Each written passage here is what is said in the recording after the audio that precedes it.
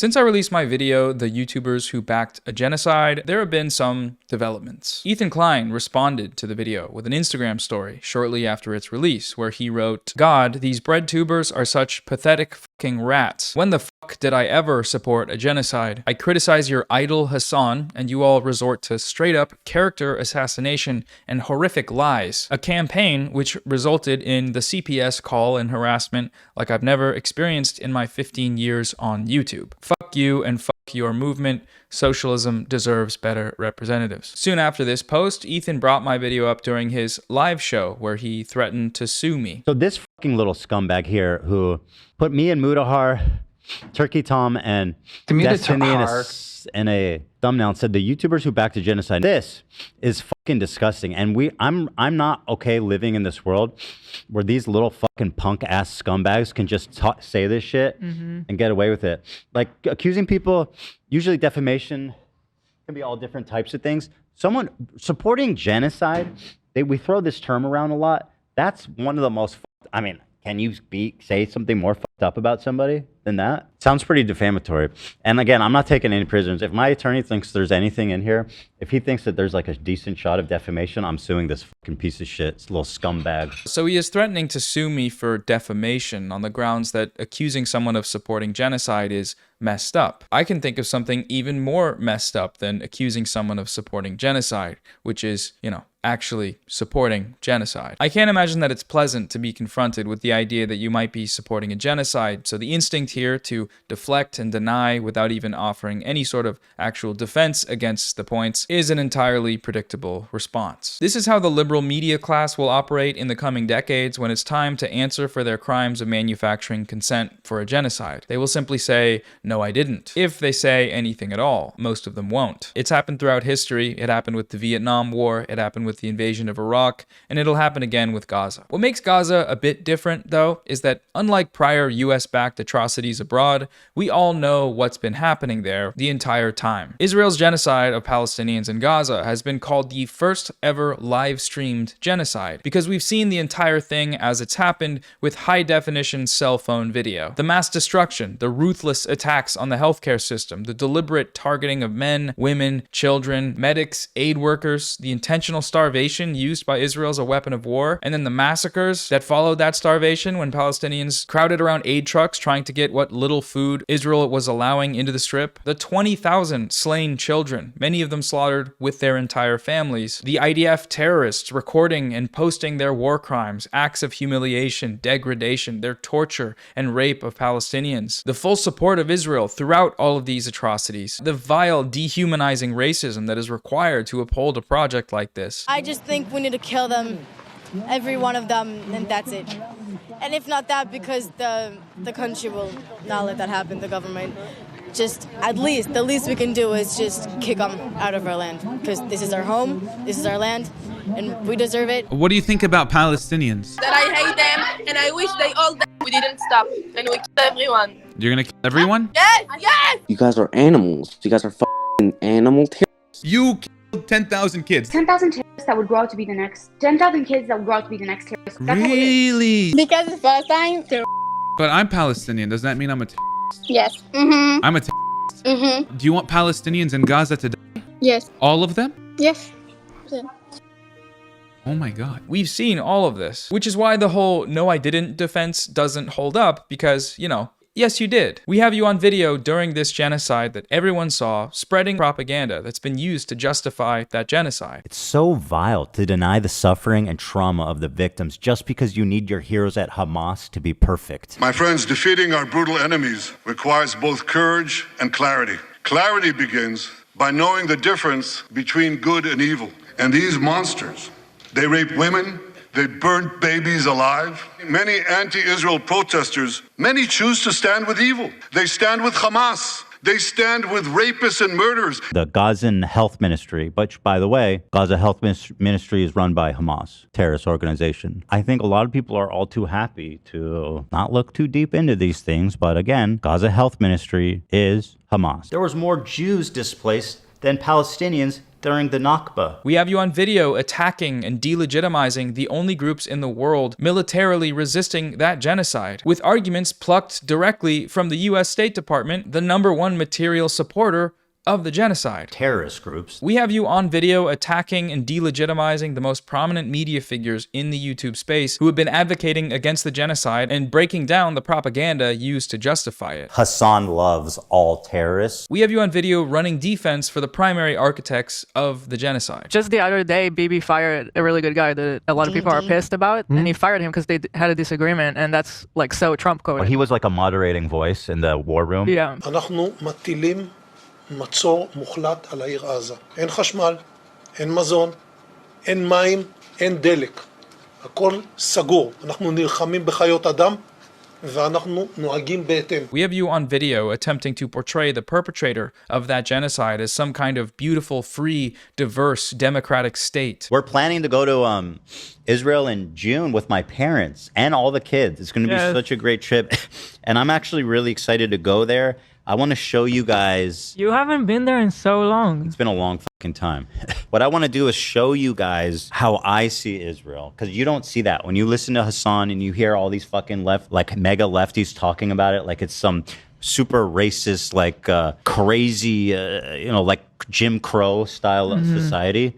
Like, I can't wait to show you guys how beautiful, how multicultural, how like free it feels for people, or just it's a beautiful place. It is. It's one of the most diverse places I've ever been. These people all seem to believe that in order for someone to back a genocide, they need to like look into the camera and say, I support genocide. I think it's good. More of that, please. And while we do have examples of certain parties to the conflict here doing just that, like Destiny and Asmongold, I'm not going to cry a fucking river when people who have genocide that's baked into their laws are getting genocided. I don't give a fuck. They're terrible people. I'm pro-genocide. Like, it sounds really shitty, but like, I think that Israel should just draw up its fucking borders about where it is now, and basically Palestinians can go live in another place. The most common and effective way to back a genocide doesn't look like that. Mainstream Western outlets don't say those Palestinian kids deserve to be killed. No, they say that some kids died when bombs dropped, that Israel says it was dropping on Hamas, which is a US designated terrorist organization. The mainstream Western media doesn't say that there are no innocent civilians in Gaza. They simply quote the death tolls as being reported by the Hamas, aka terrorist-run health ministry, and then report uncritically the IDF saying that most of them are soldiers actually, and soldiers are terrorists by the way, so who's to say what's actually true? The mainstream Western media doesn't say that Yemeni children deserve to die because they're all Houthi terrorists. They simply cite the Houthi-run health ministry, aka terrorist-run health ministry. So when the US and Saudi Arabia kill those children, it's a sad event in the overall morally righteous fight against terrorists. Terrorism is bad, remember, and terrorists are the bad guys. So if some kids died while they were going after terrorists, I guess that's just war. We saw the same response of no I didn't from Mutahar of the large YouTube channel Some Ordinary Gamers. When Hassan Piker shared my video on his Instagram story, Mutahar responded to this post writing, I get watching other people's videos is all you're really good at, but try vetting out slander before promoting. I have never defended or backed the Israeli genocide on innocent Gazans, never will I ever. Following this, there was a bit of a back and forth. Hassan responded to Mutahar on Twitter, writing, in your only video on Gaza, you admit to not knowing about politics, you try to cover Israel-Palestine as drama slop for a centrist audience, you defend Asmongold for his inferior cultures and genocide comment, then attack pro-Palestinian voices. Mutahar wrote back, yes, I do admit to not being an expert on the topic. I didn't cover it as a drama since it isn't one. Serious situations with dead people and attacks happening every day. I just don't downplay rapes and sugarcoat violent organizations like you. Also didn't defend Asman in vid. Later, Hassan wrote, we were a year into the genocide here. This was your only video on the topic. It downplayed and ran defense for Asmongold's takes, while the bulk of your commentary revolved around how evil the pro-Palestinian streamers were from clips you compiled off of snark Reddits. Mutahar's final response was, it's almost as if the bulk of the commentary matched what the video was titled and centered about, Twitch allowing violent and unfiltered rhetoric from your camp on its platform. The clips were actually sourced from the creators who streamed them. So what do we make of this exchange? Well, first, Mudahar denied covering the genocide as drama, but that's exactly what he did. He has never once uploaded a video covering this topic, except for when that coverage was filtered through a smear campaign that was making the rounds in the commentary community about a content creator they all don't like. You know, Hassan Bad. He denies defending Asmongold in his video, once again making no effort to actually defend himself on that point, but that's also false. Mudahar whitewashed Asmongold's comments further than anyone else, really. He went so far as to change the content of what Asmongold actually said to make it seem like he wasn't talking about Palestinians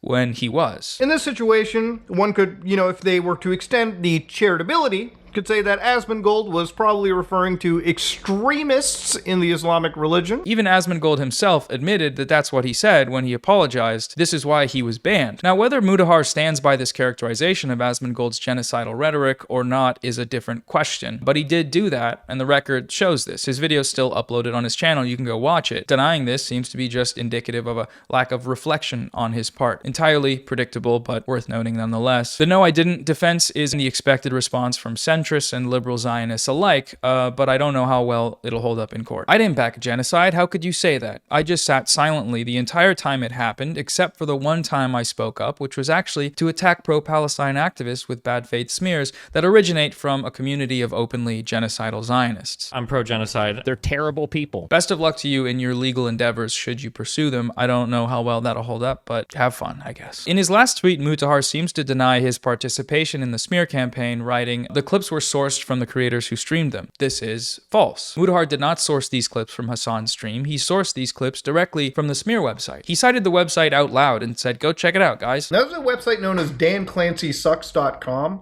where it goes through a treasure trove of some of the most popular streamers on the site. One of the most popular political streamer, Hassan Piker. As we went over, this website is a compilation of out-of-context clips and arguments attacking pro-Palestine creators that openly embraces the support of genocidal Zionist organizations like the ADL and genocidal Zionist politicians like Richie Torres. The community from which all of these allegations originate is that of a content creator who says things like this. He is interviewing the guy who's about to go do some shit to get himself killed, basically. That's what's gonna happen. We know from this point, that's what's gonna happen. So he walks away, gets back a little bit, and then he sets up behind this thing, right? Is this concealment, I guess? Not cover, concealment, right? Because I think the tank's over here. So now he can capture the footage right here. He sees the guys walking, knowing that they're about to get shot, because that's what's gonna happen.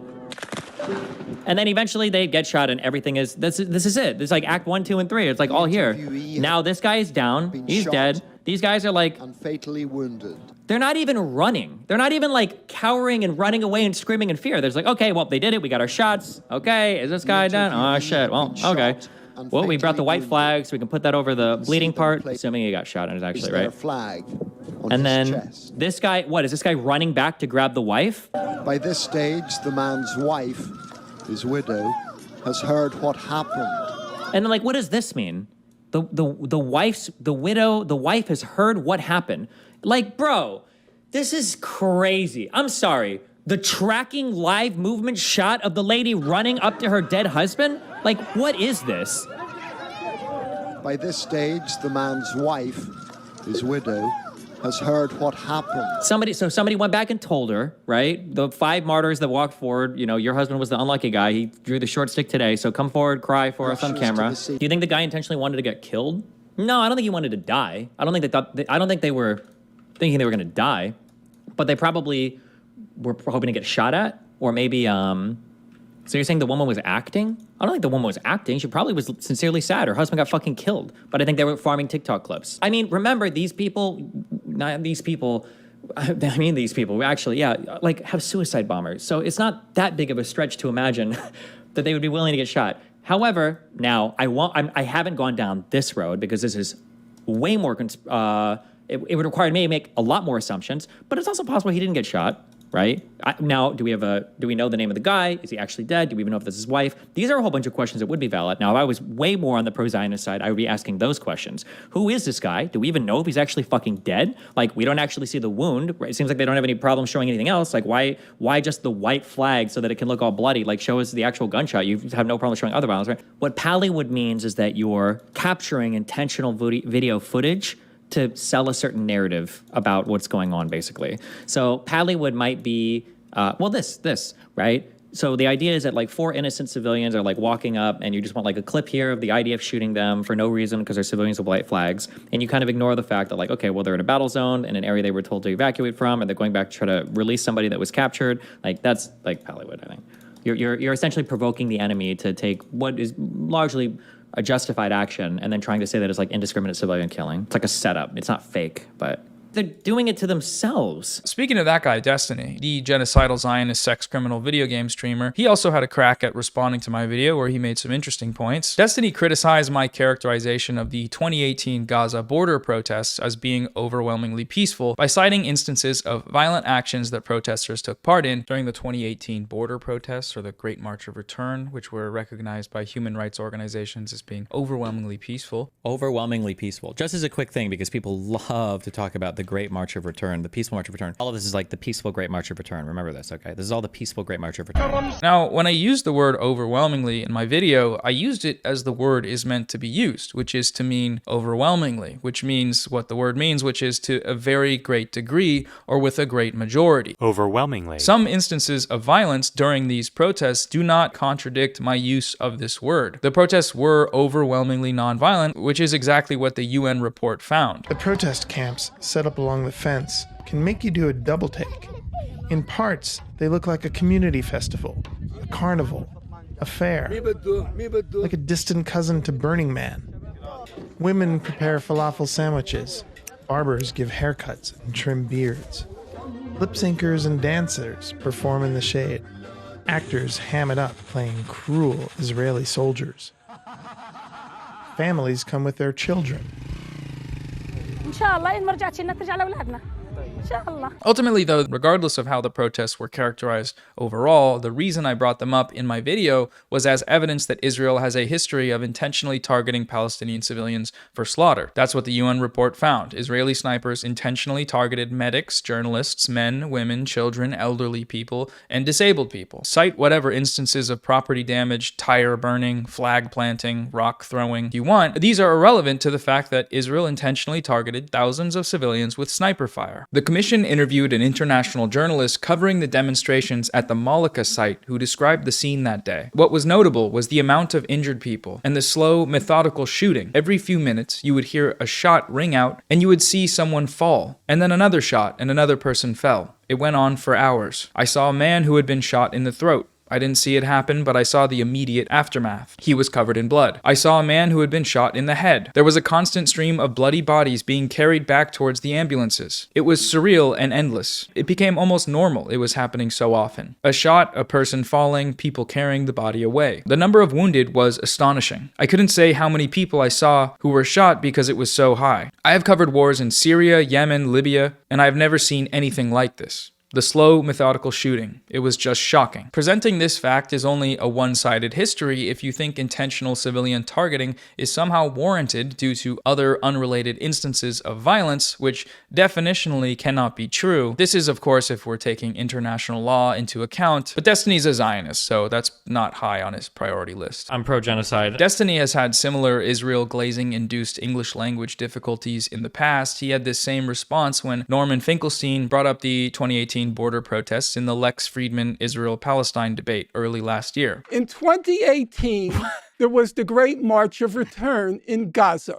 By all reckonings of human rights organizations and journalists who were there, it was overwhelmingly nonviolent. Along the Gaza perimeter, there was Israel's best trained snipers. Correct? I don't know best trained. There were snipers. Fine. Snipers. Okay. All right? Because, editorializing hey, laugh. It's hilarious. The story is so funny. You're lying about it's the Great so March of Return funny. had aspects of violence to it. According, even the UN says it themselves. Okay. But you only collect what the UN says that you like. You see, the problem, Mr. Morelli, is you don't know the English language. I can read from the UN website itself. In regards to the Great March of Return, they said, while the vast majority of protesters have acted in a peaceful manner, during most protests, dozens have approached the fence attempting to damage it, burning tires, throwing stones and Molotov cocktails towards Israeli forces, and flying incendiary kites and balloons into Israeli territory. The latter results in extensive damage to agricultural land and nature reserves inside Israel and risk the lives of Israeli civilians. Some incidents of shooting and throwing of explosives are also reported. Talk fast. Yeah, so people think that you're coherent. Notice Destiny's retort to Norm's description of the protests being overwhelmingly non-violent is that there were actually aspects of violence. This is not a contradiction. Overwhelmingly means overwhelmingly. عمري 16 سنة صوبت في يوم الأرض تاريخ 30/3 يوم الجمعة. كنت على الحدود الشرقية في رفح. كان في آلاف المتظاهرين والمتظاهرات، شباب وفتيات ونساء وأطفال وشيوخ. وصلت على الساعة 9 صباحا. بدينا إنه أول ما وصلنا قعدنا شفنا وين رح نقعد، وبعديها رجعنا صلينا الجمعة ورجعنا أنا وصاحبتي. لما وصلنا لقينا كل الشباب راجعين كلهم لورا، ما حد متقدم. فمسكنا أنا وياها إيد بعض وصلنا نقدم قدامهم، وأجوا باقي البنات صاروا يمسكوا إيدينا والشباب صاروا يهتفونا ويشجعونا أكثر مشان نقدم أكثر. كنت أمسك الأعلام وأغرسهم وأقرب أكثر وأكثر. غرست العلم ومسكت علم ثاني وصرت ألوح فيه. فالاحتلال يعني ما عجبه هالمنظر يعني. طبعا يعني كنت انا محروقه يعني من جوا، كنت بغلي يعني. تعرف شوفي كل الظلم يعني انت بتعيش كل يوم. كنت من الاقليه الموجودين يعني، كنا بنعد على اصابعي اللي قدام. وانا قدمت كثير وكنت بعيد عن اليهود اقل شيء 20 متر. لما لوحت في العلم سمعت صوت طلع، صابت صدمه يعني كابوس. أول ما شالوني وقعت على الأرض، بعدين شالوني ثاني مرة ودوني على الإمبلاس. كنت يعني بدي أنام، كنت وجع كتير. Now you find it so far-fetched. Israelis purposely, deliberately targeting civilians? That's such a far-fetched idea.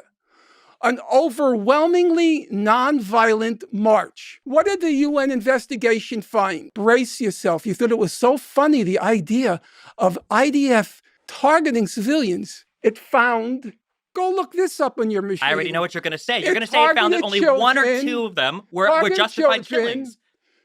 Targeted journalists, targeted medics, and here's the funniest one of all. It's so hilarious. They targeted disabled people who were 300 meters away from the fence and just standing by trees. Zionism's crazy because it kind of backs you into a corner of having to defend the indefensible. And I don't know, if you're as shameless as Destiny is, that's not really an issue. They're doing it to themselves. But for most rational human beings, you see someone arguing that and you say, oh, that's an insane person. And that's the high ground we have on Zionism. The more people understand the truth, the less people are going to be publicly willing to defend these crimes. Destiny later nitpicks my comment about the media's use of terrorist designation in articles. Before covering the attack, these outlets always, of course, make sure to mention Hezbollah's US designation as a terrorist organization. Don't worry, guys. They were just terrorists. Nothing to see here. We got the bad guys. They were bad. We are good. Mission accomplished. Relying on a US terrorist designation is retarded. But you don't need to do that. You could just know what Hezbollah is, which is like a paramilitary militant group that's funded by Iran that now has like seats in the Lebanese government that is like hostily taken over the southern part of that country, right? You could just know that. You don't a U.S. terrorist designation. But we're gonna start simping for them now? Is that what we're gonna do? Okay. Even if we're going to explore the reasons why this terrorist designation is to him not illegitimate, it only reinforces the circular logic of the terrorist label. You don't have to call them terrorists to know that they are terrorists. Just look at what they do. They kill civilians. They violently overthrow governments. They take over entire countries. Okay, well, the US does all of those things, but it isn't on the US designated terrorist list, is it? Israel is US backed, the US being, by the criteria we just looked at, a terrorist state, but they're not on the list either. It's almost like these designations are selective and used to reinforce US imperial hegemony. Oh my god, no way! What? These subhuman, Neanderthal, knuckle-dragging, white dipshits, like Noah too, will sit here and fucking defend Hezbollah, which is what he's doing, as like a legitimate governing party. Hassan, the terrorist supporter as well, who is also very white, don't ever be mistaken by his background or the way he looks sometimes, depending on what he's trying to present. Hassan is also one of the whitest people in the West, okay? One of the whitest people in the West. He's one of the whitest people in the West, folks. You've never seen a whiter guy than this Hassan guy. Ultimately, we don't need to take people like Destiny seriously. Zionists criticizing Hezbollah is not doing so in good faith. Obviously, he is a Zionist. He supports the genocidal Israeli regime and opposes resistance to it, which is what Hezbollah is. The group exists as a response to Israel's repeated colonial killing sprees in Lebanon, which are not terrorism, apparently, because Israel's the good guys. So he's not a person we need to take seriously in any of these conversations on what needs to be done. That's the sort of criticism trap here on YouTube. You know, a guy who isn't a part of your movement criticizing your movement. I don't like having to even bring him up. I honestly just like that white boy's clips. I thought it was funny. One of the whitest people in the West. Subhuman, Neanderthal, knuckle-dragging, white dipshits. So I'll look at some more of this stuff in future video responses. I'm going to split them up point by point and see if we can dive a little deeper into these topics. I think that has potential to be worth it, but we'll see. Today, though, I want to look at just a few of the common arguments I saw from Ethan Klein, his supporters, and other participants of this campaign. And because this video is more influencer drama focused, I'm going to take that opportunity to do a sponsor now. That's when I'll do them, when I'm talking about random internet micro celebrities. For as long as I need to do them, which hopefully isn't much longer. Support me on Patreon to make them stop. There's been an escalation in the trend of crackdowns over free speech and the right to protest in America. The US government and intelligence agencies have the ability to deploy warrantless surveillance against anyone. This is done through things like Section 702, geofencing warrants, sales to data brokers, and national security letters, all of which are used by the government to bypass the judicial system to monitor your communications. Basically, if big tech has access to your information, so does the US government, which is an issue if you want to be protesting that government. This is why I'm excited to talk about the sponsor of today's video, which is Proton Mail. Unlike the majority of other email platforms, Proton Mail is end-to-end encrypted with zero access encryption, meaning that emails from non-Proton Mail accounts are encrypted with your public key before reaching your inbox, which ensures that no one but you can access them. This keeps you totally immune from data breaches and surveillance. Most popular messaging apps offer this kind of end-to-end encryption, but many major big tech email services do not, like Gmail, for example. Proton Mail allows you to create email aliases whenever you sign up for new websites to hide your real email address, which you can easily deactivate if they're ever revealed in data breaches or start receiving spam. They offer other helpful features like email scheduling, tracking link blocking, and inbox cleaning. Switching to Proton Mail is really easy. You can import past emails seamlessly and forward Gmail messages to your new Proton Mail address, or you can start fresh with a clean slate. It's up to you. Proton Mail has over 100 million users and is 100% funded by customer subscriptions, and all services are completely ad-free. They operate out of Switzerland, where they benefit from robust privacy laws. Proton got started with a public crowdfunding campaign and is owned by the Proton Foundation, which is a nonprofit dedicated to ensuring privacy and data protection. Sign up for free using my link at proton.me/Noah Samson to protect your privacy and also support the channel. All right, back to the video now. In this Instagram story, Ethan asks the question, when did I ever support a genocide? When did we ever back a genocide? I'm sorry. When? Like, show me. I have an answer to that. Let's go over it once again. Ethan Klein was the primary signal booster for the smear campaign against pro-Palestine activists that was orchestrated by a group of openly genocidal Zionists during the active genocide of Palestinians in Gaza. Every point raised in his content nuke video was borrowed directly from Destiny and his community regarding Hassan's alleged terrorism support, his alleged anti-Semitism, and his alleged extremist views. Hassan uncritically interviewed this kid for about an hour. It was the most brazen display of disgusting terrorist propaganda that I have maybe ever seen in Western media. Okay, fine. He likes Hamas, he watches their propaganda, but he's not going to deny the violent rapes that took place. That is way beyond the pale. Ethan himself, in this very stream, reveals that he is aware of Destiny's comments that openly endorse the genocide of Palestinians. The only person he's probably not defaming here would be Destiny because of his comment about, he said, I believe in genocide. He said, I think, and during one conversation, like that the Palestinians should just leave. So if you're talking about defamation, that's like an easy out, right? For legally speaking. So that's one way to back genocide, is by functionally collaborating with an openly genocidal Zionist who you know is openly genocidal on a video that reached over 3 million people exclusively using arguments and out-of-context clips that were compiled by the community of that openly genocidal Zionist. The other major way that Ethan backed the genocide of Palestinians in Gaza with his video was by spreading atrocity propaganda narratives that the Israeli state, military, and its backers in the West have used as rhetorical justification for their genocidal actions. This backing proceeds precedes Ethan's content nuke, as he was one of the first major content creators to spread the 40 beheaded babies hoax. They found 40 dead fucking babies at this kibbutz where like tons of people got killed. Now, I don't know if they were beheaded, okay? And some people really care about that detail.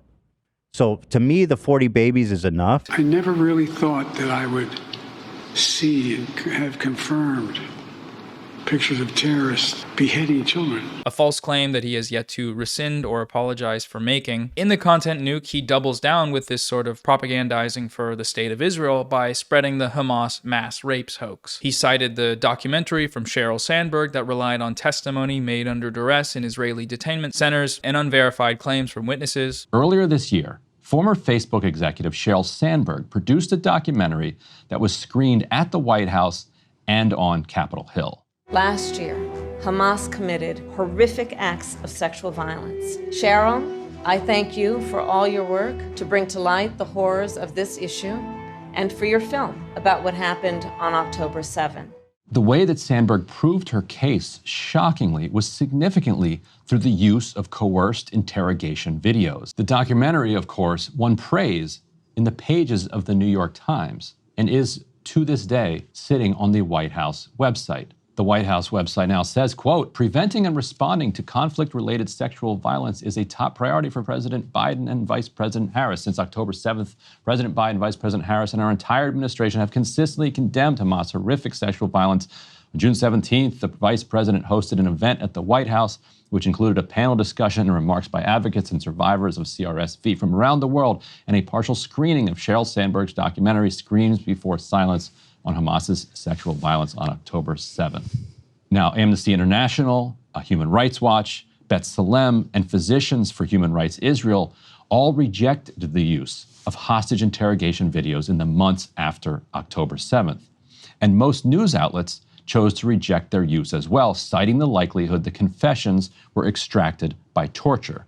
Sheryl Sandberg, the White House, and Hamas have all gone a different direction. Now, my point about this propaganda claim seems to have been misconstrued by some viewers of my video. The claim in question is not that rapes occurred, rather that Hamas systematically weaponized sexual violence during the attacks. This was the claim spread by mainstream news outlets like the New York Times and used by the US government and the Israeli government as a pretext for blowing up occupied apartment buildings to target low-level Hamas commanders. The UN report that was released and cited widely by defenders of Israel as evidence that this is true says the opposite. The mission team was unable to establish the prevalence of sexual violence and concludes that the overall magnitude, scope, and specific attribution of these violations would require a fully fledged investigation. Ethan's citation of the conclusion to this report, point 86, that there are, quote, reasonable grounds to believe that conflict-related sexual violence occurred at several locations, does not at all verify the claims made in his video in the central piece of evidence which he cited for it, which was Sheryl Sandberg's propaganda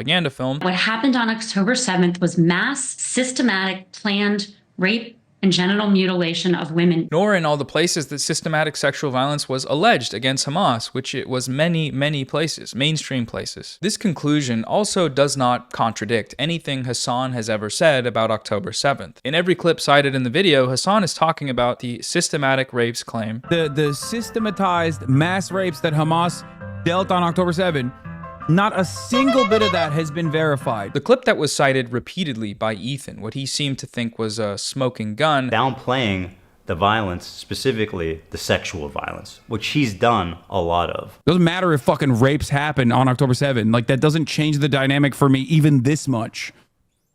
So that's the other part of this problem that many people that can't contend with. Like, the Palestinian resistance is not perfect. They're not like so good. They have magical bullets. Ethan's presentation of this clip is dishonest, though. It doesn't even matter. None of this justifies that Palestinians have a right to dignity, a right to emancipation, a right to live fucking free lives, free from this occupation. Doesn't matter. Doesn't matter if fucking happened on October 7. Like, that doesn't change the dynamic for me even this much. Hassan isn't talking about sexual violence in a vacuum. He's talking about it in relationship with something else, in relationship with the struggle for Palestinian liberation. It's like saying that it doesn't matter if rapes occurred during a slave rebellion, that doesn't change the dynamic that slavery should still be abolished, which is an entirely uncontroversial statement, if you're against slavery, of course. Some noted that the UN report called for further investigation into these alleged crimes, and that's true, it did. However, further investigations have been repeatedly denied by only one party, and that party is Israel. Why not put the responsibility and blame the atrocities quite simply on the perpetrators and say it was Hamas who did it? When I accepted the invitation from the government of Israel, we had a number of meetings and we discussed the parameters and explained clearly the purpose of the mission, which was only for the purpose of gathering, analyzing, and verifying information. But still, it is pretty clear who did it after talking to survivors and hostages returned, right? It wasn't the Belgians who did it. It's pretty clear. I understand the frustration of the people of Israel. I mean, like, I was distressed when I came to Israel because I saw a traumatized nation. So I understand the frustration, but I think it's up to your government to give access, and that's one also of my first recommendation. What's interesting is that Ethan has showed some level of skepticism for these sorts of allegations before, but only when the victims were Palestinian. Palestinian females freed from Israeli detention said more than 15 fellow Palestinian women were raped by Israeli interrogators to force them to confess to charges leveled against them and collaborate with the Israeli intelligence. Quote, Israeli investigators and intelligence officers keep videotapes of raping to blackmail the female detainees. So according to, I guess, this website, this doesn't seem like super credible, at least, or it might be credible. Do you have an issue with CARE or Islam.net or the... Well, what is this? The lack of... listen, that's a huge claim. 15 Palestinian women were raped. Mm-hmm. I was sexually abused and photographed, she said. But, like, what? I don't know what this is. What is this? What do you mean? Is this a source? You're asking if it's credible. Yeah, yes, CARE is credible. I think, at least. What is... CARE is There's no source. There's, like, nothing here. Like, shit. I mean, that's a pretty extraordinary claim. I mean, fuck. Like, it's serious to say that the Israeli apparatus is using rape systemically to oppress the Palestinians. On March 13th, the United Nations released a report called More Than a Human Can Bear, which concluded that it's actually Israel who is guilty of this crime, the use of systematic sexual violence, along with various other gender-related crimes like the deliberate targeting of reproductive healthcare facilities and violence against women and girls, all of which amount to crimes against humanity and acts of genocide. This report is absolutely damning. Everything that the US government, the State of Israel, the New York Times have ever accused Hamas of doing, Israel is guilty of, with actual proof. Despite this, the Western media has been silent. In what little coverage the report is receiving, the findings are being downplayed in a repulsive manner. The New York Times, for example, let's just read how they covered it. The Israel is guilty of genocidal mass rape report. The headline reads, UN accuses Israel of targeting reproductive health facilities in Gaza. A report by a UN committee found that Israel has committed genocidal acts intended to prevent births. Israel quickly rejected the findings as biased. Thanks for the heads up on that.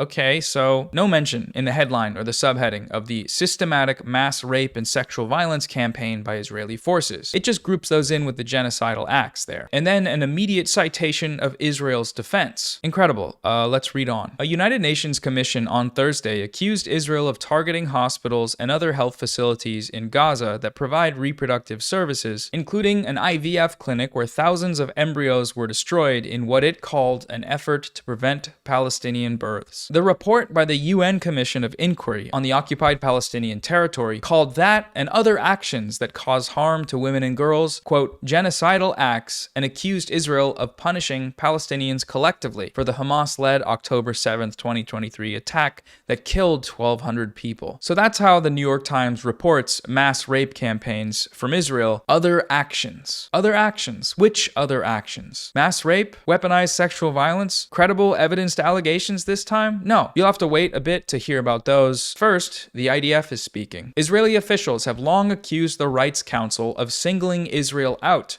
arguing that UN officials and committees condemn the country with far greater frequency than it does dictatorships like North Korea. In February, Gideon Sa'ar, the Israeli foreign minister, said Israel would stop participating in the council, accusing it of demonizing Israel.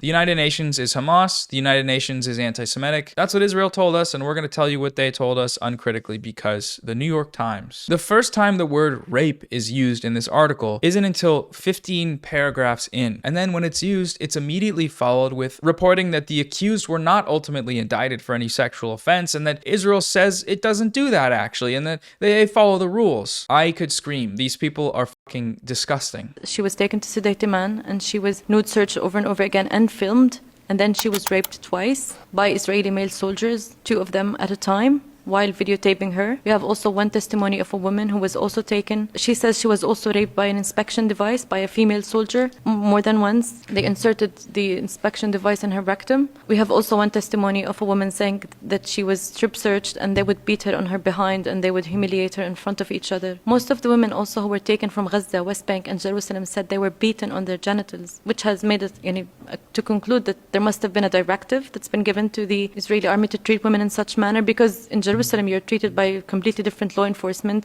than in Gaza or in the West Bank. But all these women said they were beaten on their genitals. And I could just add on about the women who were forcibly disappeared in Gaza. Like I said before, it was usually as they were fleeing south through the safety corridor. They were abducted at the checkpoint. Many were taken to the Zakim detention center and the Negev detention center, and all together in one large hall, forced to strip completely naked and just sit in this hall, the women with amongst each other and the men amongst each other. And it's also been reported and known that Israeli civilians are invited to come to this detention center and mock the Palestinian prisoners while they're naked, photograph them, and watch them as if it's a zoo. So that's something that we've seen. Also, when it comes to checkpoints, like I said, it's where the sexual violence happens and it goes unreported. So we have a testimony of a teenage girl who was made to undress a man because he refused to undress. They made her undress him, even though she's not related to him. She doesn't know who that man is. And while being searched and touched and molested on their breast and on their genitals as well. The media has largely downplayed this report and its findings, but it does conclude that Israel is guilty of the most prominent accusation made against Hamas on October 7th, which is that it weaponized sexual violence systematically. Israeli security forces do this in a coordinated, intentional manner with the goal of subjugating, humiliating, and collectively punishing the Palestinian population. Will the people in this smear campaign acknowledge the existence of this report? Will they acknowledge that their unverified accusations against Hamas are verified actually by this report against Israel? I personally doubt it, but who knows? It's serious to say that the Israeli apparatus is using rape systemically to oppress the Palestinians. The other piece of Zionist propaganda cited by Ethan in his video was his downplaying of the Nakba. He has participated in overt Nakba denial before. 1948, the War of Independence is called in Israel. Others know it as the Arab-Israeli War. So I just want to note here that Ethan gave this supposed war 2 names there, but he missed one, the Nakba. And the Nakba is a very relevant and very apt name, because the fact of the matter is that when this supposed war happened, the Palestinians had no real organization, no real funding, no really significant armed groups or leadership to protect them to fight back against the Zionist colonists, while the Zionist colonists had for a very long time organized terrorist groups, militias, etc. among them, which were extremely well funded by international organizations that they had formed, which were dedicated to funding and fomenting the Zionist colonization of Palestine. Hence, what Ethan Klein calls a war here actually started out as mass killings and expulsions by an organized military against the people who did not have one. The Nakba, contrary to the narrative of Ethan and Hila here, began before the intervention of the nearby Middle Eastern Arab states. It was a reaction to it, in fact. By the time of the Israeli Declaration of Independence, more than half of the people who were expelled in the Nakba had already been expelled. After the partition plan to split the Palestine into a part Arab, part Jewish. As many of you probably know, every Arab country around Israel waged a war of annihilation.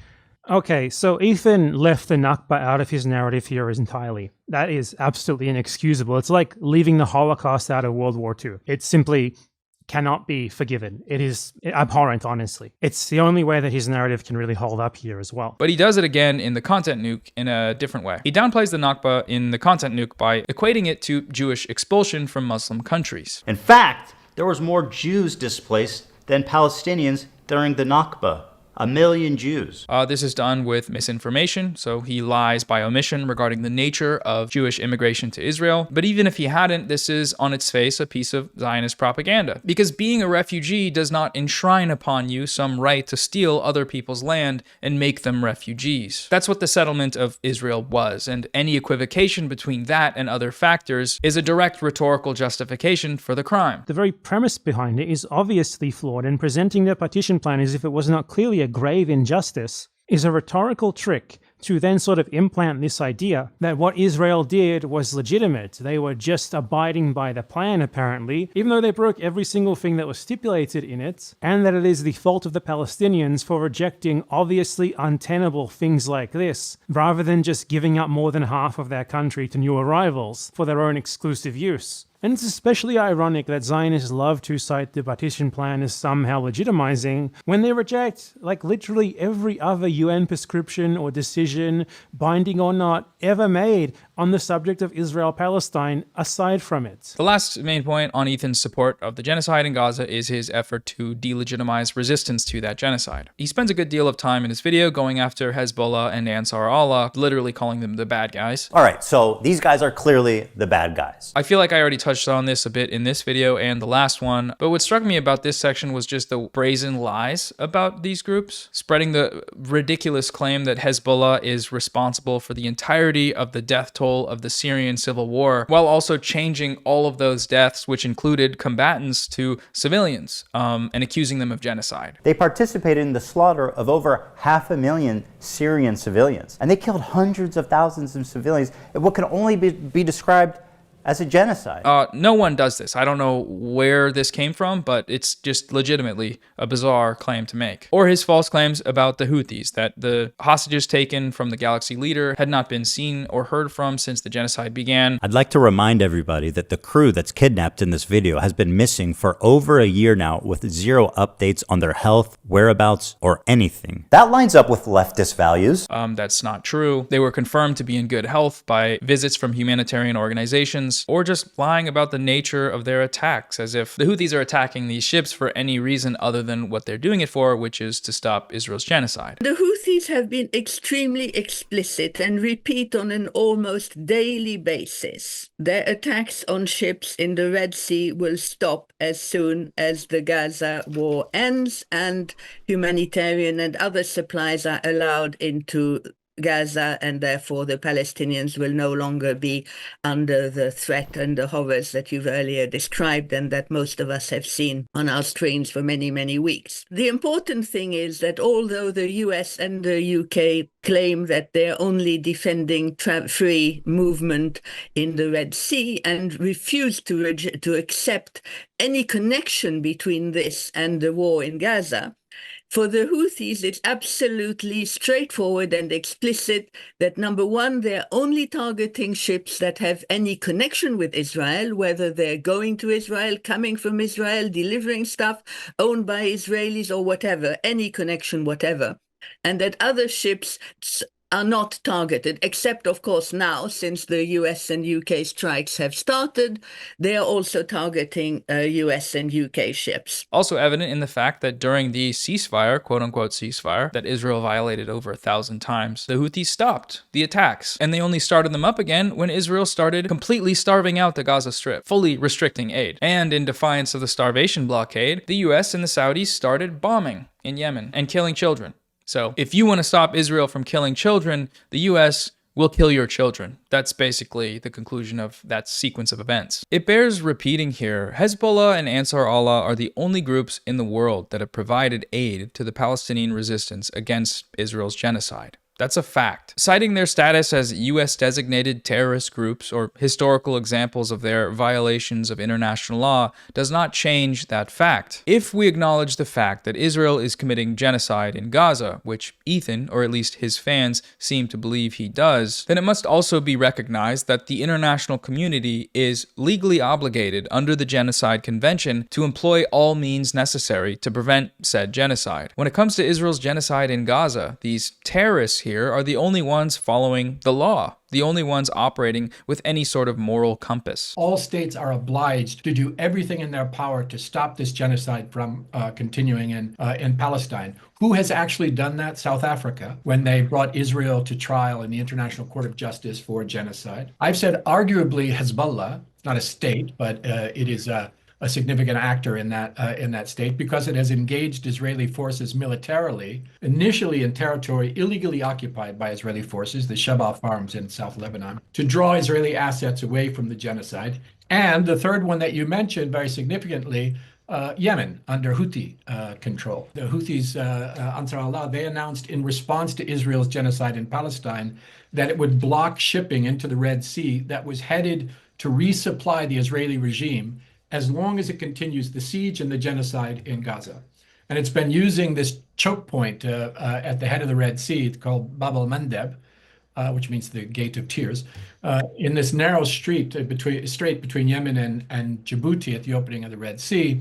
And they started this targeted partial blockade in November of 2023 when the genocide started by boarding an Israeli ship, and then they sustained the blockade until the announcement of the most recent so-called ceasefire. At that moment, the Houthis lifted the blockade while the ceasefire was going on, demonstrating that they were doing this as a humanitarian intervention in order to meet what the International Court of Justice has said is the responsibility of all states, and what the General Assembly in its implementing resolution has confirmed is the responsibility of all states to do everything in their power to stop the genocide and the siege that was being imposed on Gaza. You know, some ships avoided the blockade by sailing around Africa, but most of them couldn't. So the major shipping companies stopped sailing to the Red Sea, and the port of Eilat in Israel went bankrupt, which means that this blockade was working. It was denying the Israeli regime many of the goods that it needed to continue the siege and to continue the genocide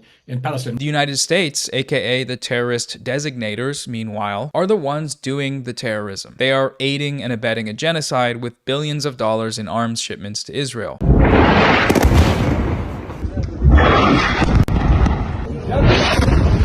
The liberal framework of thought is only able to conceptualize actors in conflict as being good and bad. Israel's far-right government is bad, Ethan says, but so are terrorists. Genocide is bad. I don't agree with genocide, of course, but hijacking ships is bad too. It's against the law, which is bad. Everybody should just stop doing bad stuff. Okay, well, Israel's not stopping. They're not stopping the genocide. The US is not stopping its arms shipments so that Israel can continue that genocide. That is the material reality. If you actually want that genocide to stop, you need to do something material to try to stop it. And so far in the world, the only people doing that outside of Gaza militarily are Hezbollah and Ansar Allah. If you spend all your time attacking these groups while sitting on the sidelines, idealistically opining on what forms of resistance are acceptable to you, then you're supporting the genocide. Full stop. There's something to be said here about the basic attack on free speech evident in this campaign. They want to deplatform Hassan for interviewing a Yemeni teenager on the grounds that they believe this teenager is a member of Ansar Allah or the Houthis, a US-designated terrorist group, and that Hassan didn't just interview him, but he promoted him. Glazing is the legal term they use, I believe. It started with Hassan platforming Houthi terrorists. This kid is a rampant anti-Semite and a violent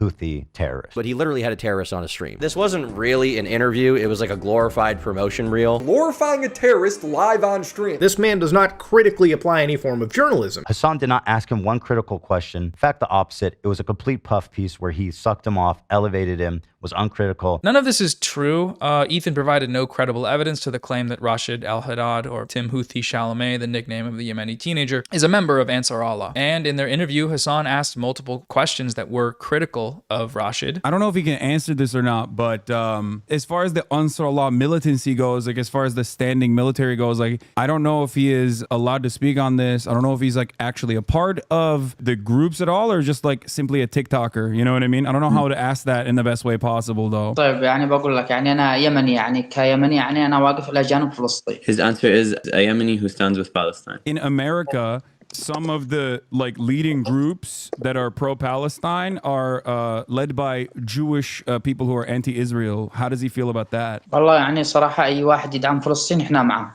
He's saying anyone that supports Palestine, we're with. Hell yeah. But even if that hadn't happened, and even if he were a member of the Houthis, calling for deplatforming on those grounds is a basic violation of free speech. It was very frustrating to see that because like there is journalistic value to interviewing every single person. People have interviewed Osama bin Laden. I was trying to make him comfortable in that conversation because I didn't know if he was a Houthi or not. I thought he might be, right? So I wanted to make him as comfortable as possible.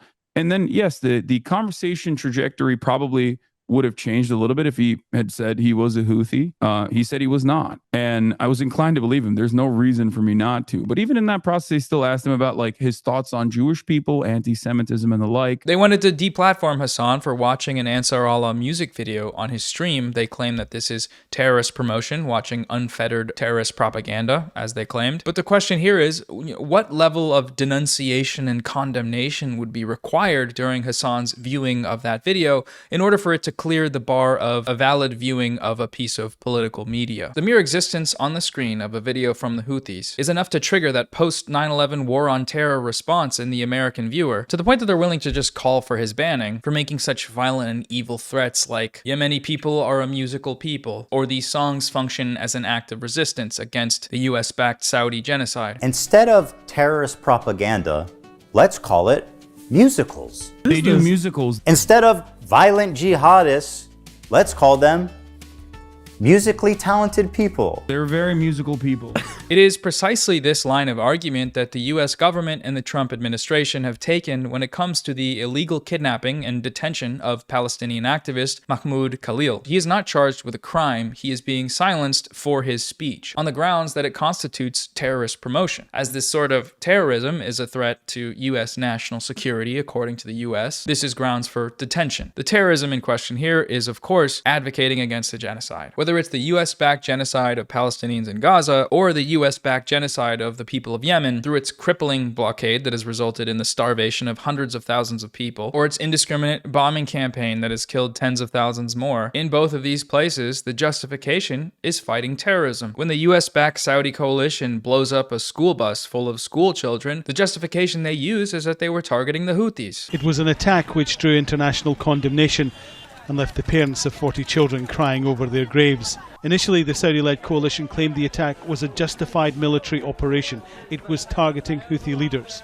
Now, it says, it made mistakes. When Israel blows up a hospital, lighting medical tents on fire and burning Palestinians alive, the justification they're using is fighting terrorism. It's all part of this same system, and whether on the ground in Gaza or on the airwaves of media coverage of it, the premise itself of terrorism needs to be challenged. Which is why when you release a video for 3 million people attacking resistance to genocide as terrorism, terrorist groups, terrorist propaganda, terrorism, terrorist organization, you're sort of doing that same thing. The last point for today's video I want to bring up is the concept of deflecting criticism. Ethan implies that my decision to criticize him or character assassinate and horrifically lie about him, as he put it, is tied to Hassan being my idol, and my idol being criticized compelled me to defend him, seemingly against logic or reason or something like that. This was an accusation shared by many of the viewers of my video. Hassan Glazer detected, opinion rejected. Now what's interesting is that this response simply reinforces my point about the Hassan bad online media ecosystem. To these people, responding to my arguments on their own merit is unnecessary because they can simply write me off as de facto wrong because I am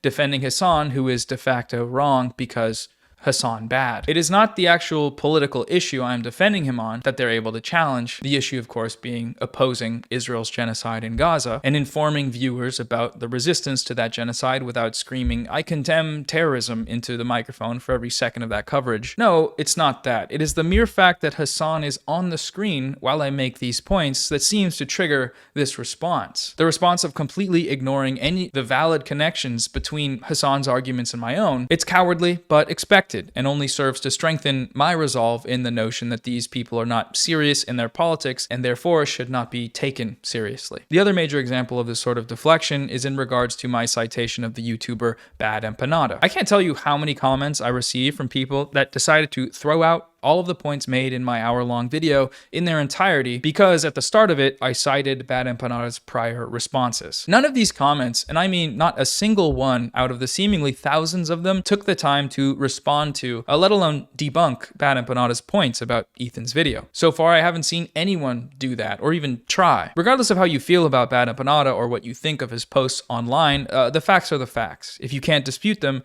then just say that and move on. Embrace your ignorance and your blind fandom, because at least then you're not being a coward. You're just saying, yeah, I'm dumb. I'm a dumb idiot baby. I don't like Bad Empanada because he's mean to my favorite streamer. Okay, that's fine. That's the truth. There's a claim going around that Hassan being pro-Palestine does not make him immune from criticism. One of the most cynical methods Hassan deploys to sidestep any criticism is to deflect to the ongoing genocide in Gaza. I've seen him do this so many times. He frames it like you are selfish for trying to criticize him, no matter what the reason is, because there's a genocide happening, man. How can you criticize me at a time like this? In one way, this is true. Like, let's say Hassan walked up to you and stepped on your foot and you said, hey man, don't do that, ow. And he responded by saying, you're going to criticize me while there's an active genocide going on right now? Seriously? That would be an example of an invalid deflection from criticism. However, when the criticism in question is related to Hassan's support of Palestinians and advocacy against their genocide, and the criticism is coming from people who do not support that cause, then yes, it makes him immune. He doesn't have to take that criticism seriously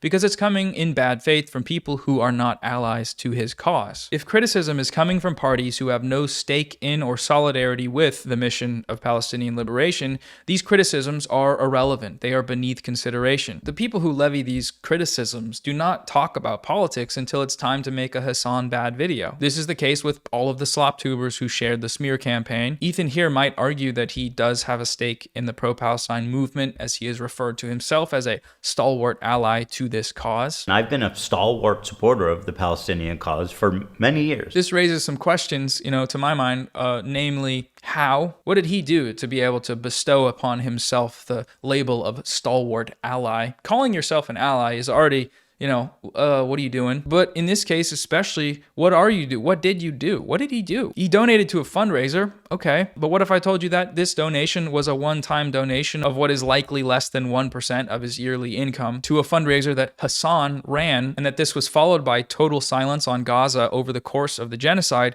until it was time to attack Hassan with smears that originate from genocidal Zionists. And then in order to justify these actions, he would hold that donation of what is likely 1% of his yearly income over people's heads. I've donated $6,500 to a Palestinian charity after the war started. Hey, Ethan Klein, thank you for the dono. Ethan Klein gave $6,500. My goat. And when I say silence, I do mean that. A search through every episode of the H3 podcast, which is Ethan's most significant form of content creation in the span between October 7th of 2023 and the release date of his content nuke, you can count the number of times Gaza is mentioned on one hand. Most of the time, it's not even brought up by Ethan. It's brought up by his producers, and then when they bring it up, barely a breath is spent on the topic. I'm not interested in handing out or revoking allyship badges, but I do think if someone is using that label on themselves while actively working against the cause, this needs to be exposed and understood so that we can stop including them in the conversation. I realize that for those of you who are already aware of how he's doing this, I'm just doing that now by talking about him, and you're welcome to criticize me for that. That's who I'm willing to listen to criticism from, people that actually care about this issue. But I do think there are a good amount of people, in his audience especially, that just can't really see what he's doing. People who might otherwise be allies to the cause are being misdirected into liberal Zionism. And I do think that's worth exploring, at least for a certain amount of time. Now, while all of this vitally important influencer discourse was going on, somewhere else in the world, there were other developments. On March 17th, Israel carpet-bombed sleeping Palestinians in Gaza at 2 a.m. in one of the most bloody massacres since the genocidal onslaught began 17 months ago. Over 400 Palestinians are confirmed to have been killed by this act of Israeli terrorism, and over 1,000 more injured. They killed more children in a single day than in any day in Israel's history. This came after 17 straight days of a complete siege on any humanitarian aid from entering Gaza. They had already been breaking the ceasefire ceasefire repeatedly over 1,000 times, something which the US media continually whitewashed, but this attack was Israel's formal unilateral destruction of the ceasefire, slaughtering hundreds of starving children in their sleep. This record-breaking child-killing event was celebrated in Israeli Telegram channels with hundreds of thousands of members. In response to a video of a Palestinian girl mourning her mother that was slain by Israel, the Israelis wrote, "Cry, you whore, a whore, 1,000 whores. Cry as long as you can until we get to you too and eliminate you together with your ugly girl." To a video of a child in Gaza collecting his parents' remains, someone replied, "A young piglet vigorously collects hot and fresh litter to break the fast." The very next day after this massacre, Israel blew up a cancer hospital, the Turkish Friendship Hospital, the only hospital in Gaza specializing in treating cancer patients. They just blew the entire building up. It's rubble now. The IDF said that the hospital was a Hamas compound, but it was actually an IDF compound. They raided it at the start of the genocide, kicked everyone out, and have been using it as a military base for the past 16 months. If we're gonna make this about good and bad, generally speaking, the people blowing up cancer hospitals are not the good guys. So if this is what's gone on in the first 3 days of Israel's full breaking of the ceasefire, why am I, instead of talking about that, talking about what some idiot Zionist influencer thinks? And there's a few reasons, but first, look, the last time I framed a video about Gaza around a YouTube drama, it got over 700,000 views. That's 700,000 people that came in expecting me to talk shit about a YouTuber and left with a video that was mostly about Gaza. But when I released a video the following week with an explicitly political topic, media coverage of Israel's ceasefire violations, it barely broke 100,000 views. My perspective right now is that over everything else, we need reach. We need people to know about what Israel is doing, people that don't already know, or at least aren't seeing updates on Israel's genocide, which is a lot of people. The media is not covering it. They weren't covering it a lot before, but over the past 17 months, that coverage has dwindled down to almost nothing. And as we've seen, the majority of it is just straight up manufacturing consent. This includes that record-breaking child-killing massacre from Israel. How many of you heard about that, described in those terms, the terms of what actually happened and not just another new, quote, Israeli Gaza offensive with some catastrophic record-breaking death toll that doesn't even make it into the headline? The best way, I think, to get more people to know about this stuff is by using the algorithm for what it's meant to be used, which is views. And in this case, what that looks like is farming drama. I could be wrong about this approach, and if you think there's better ways to go about this, then feel free to let me know in the comments. I've been thinking about lately doing something like scaling up and running the channel as a platform, but a non-profit, so that I can just cover more things more consistently and not have to choose between, a US-backed child massacre and Ethan Klein, but until then, it's going to be a bit of a mixed bag. Regardless, it doesn't matter what you think of these creators. It's not about them. It's not about anyone being good or bad or what your YouTube subscription feed says about your morals. It's about a genocide that's happening right now, that's unfolding in front of our eyes, and that most of our countries are actively supporting. If these creators are giving people rhetoric to support the genocide that's happening, then we need to talk about that. That's something we need to discuss, especially if that person is claiming to be an ally to the cause. And if other creators are fighting against it, then that's worth talking about too. If they're providing historical analysis and breaking down propaganda that's being used for the genocide, or giving an honest voice to its resistance, then that content is important and should be shared and supported regardless of how you feel about the individuals involved. Unfortunately, we're sort of stuck in a media ecosystem that cares far more about influencer drama than it does about Palestinian lives. Part of the effort here is an attempt to steer that media ecosystem and the consumers existing inside of it towards being more aware of their plight, towards caring about it, and hopefully doing something to try and stop it. So anyways, yes, I will keep using influencer drama to grab your heads and slam them against the screen to show you what Israel is doing. And if you don't like that, tell your favorite influencers to stop using their massive platforms to back a genocide. Tell them to stop spreading genocidal propaganda, lying about the resistance to it, and silencing and deplatforming advocates against the genocide. Do that, and then I'll leave you all to your slop. It's very simple. Okay, that's all for today's video. Thanks for watching. I've linked some fundraisers below. Support them if you can. Free Palestine. Goodbye.